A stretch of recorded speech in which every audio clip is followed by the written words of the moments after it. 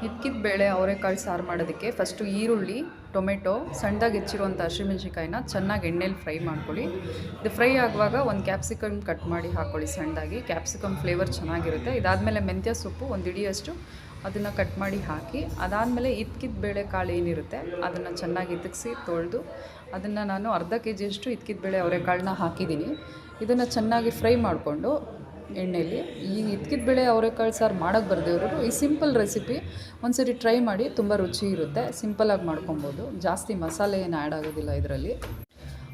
ಚೆನ್ನಾಗಿ ಫ್ರೈ ಆದಮೇಲೆ ಇದಕ್ಕೊಂದು ಮಸಾಲೆ ಮಾಡೋಣ. ಈರುಳ್ಳಿ, ಬೆಳ್ಳುಳ್ಳಿ, ಶುಂಠಿ, ಒಣಮೆಣ್ಸಿನ್ಕಾಯಿ, ಧನಿಯಾ ಬೀಜ, ಒಂದು ಟೊಮೆಟೊ, ಅರಿಶಿನ, ಕೊತ್ತಂಬರಿ, ಪುದೀನ ಇದನ್ನು ಚೆನ್ನಾಗಿ ಹುರಿದು ಪೇಸ್ಟ್ ಮಾಡಿ ಈ ಕಾಳು ಜೊತೆಗೆ ಸೇರಿಸ್ಕೊಳ್ಳೋಣ. ಸೇರಿಸ್ಕೊಂಡು ನಾನು ಸ್ವಲ್ಪ ಒಂದು ಹಿಡಿಯಷ್ಟು ತೆಂಗಿನಕಾಯಿನ ರುಬ್ಬಿ ಪೇಸ್ಟ್ ಮಾಡಿ ಲಾಸ್ಟಲ್ಲಿ ಹಾಕ್ತೀನಿ. ಹಾಕಿ ಚೆನ್ನಾಗಿ ಮಿಕ್ಸ್ ಮಾಡಿ ನೀವು 2 ವಿಷಲ್ ಹೊಡ್ಸಿದ್ರೆ ಬಿಸಿ ಬಿಸಿಯಾದ ಸಾಂಬಾರು ರೆಡಿ ಆಗುತ್ತೆ. ಇದ್ರ ಜೊತೆಗೆ ನಾನು ಮೊಟ್ಟೆ ಬೇಯಿಸಿರೋದನ್ನು ಲಾಸ್ಟಲ್ಲಿ ಹಾಕಿ ತಿರುಗಿಸಿದ್ದೀನಿ.